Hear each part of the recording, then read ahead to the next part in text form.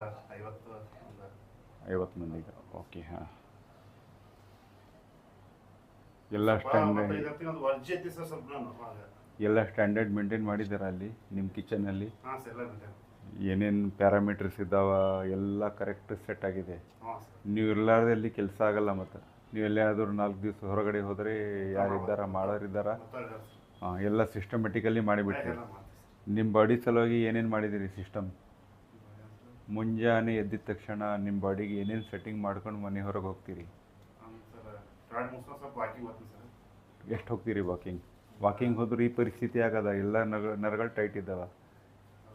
ಹಾಂ, ಸ್ವಲ್ಪ ನಿಮ್ದು ಏನು ತೊಂದರೆ ಇಲ್ಲ. ಹ್ಞೂ ಫ್ಲೆಕ್ಸಿಬಿಲಿಟಿ ಹಾಳಾಗ್ಯದ ನಿಮ್ಮದು, ಹ್ಞೂ ಬೇರೆದೇನು ಪ್ರಾಬ್ಲಮ್ ಇಲ್ಲ. ಫ್ಲೆಕ್ಸಿಬಿಲಿಟಿ ಹಾಳಾಗ್ಯದಂದರೆ ನಿಮ್ಮದು ಮಸಲ್ಸ್ ಪೂರ್ತಿ ಟೈಟ್ ಆಗಿಬಿಟ್ಟವ್ರೆ. ಮಸಲ್ಸ್ನಲ್ಲಿ ಟೆನ್ಸೈಲ್ ಫೋರ್ಸ್ ಅಂತ ಇರ್ತದೆ ರೀ ಒಂದು. ಇದು ಎಲಾಸ್ಟಿಕ್ ಪ್ರಾಪರ್ಟಿ ಆಫ್ ಮಸಲ್.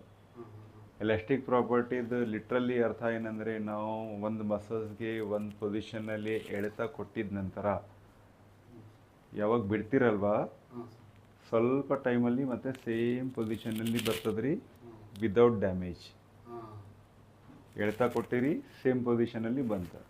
ಇದ್ರದ್ದು ಸಿಂಪಲ್ ಎಕ್ಸಾಂಪಲ್ ಅಂದರೆ, ಒಂದು ಹೊಸ ರಬ್ಬರ್ ಬ್ಯಾಂಡು, ಒಂದು ಹಳೇ ರಬ್ಬರ್ ಬ್ಯಾಂಡ್. ಹೊಸ ರಬ್ಬರ್ ಬ್ಯಾಂಡ್ ಎಳೆದಿದ ನಂತರ ಸ್ಮೂತ್ಲಿ ಬಂದುಬಿಡ್ತದೆ ರೀ. ಹಳೆ ರಬ್ಬರ್ ಬ್ಯಾಂಡ್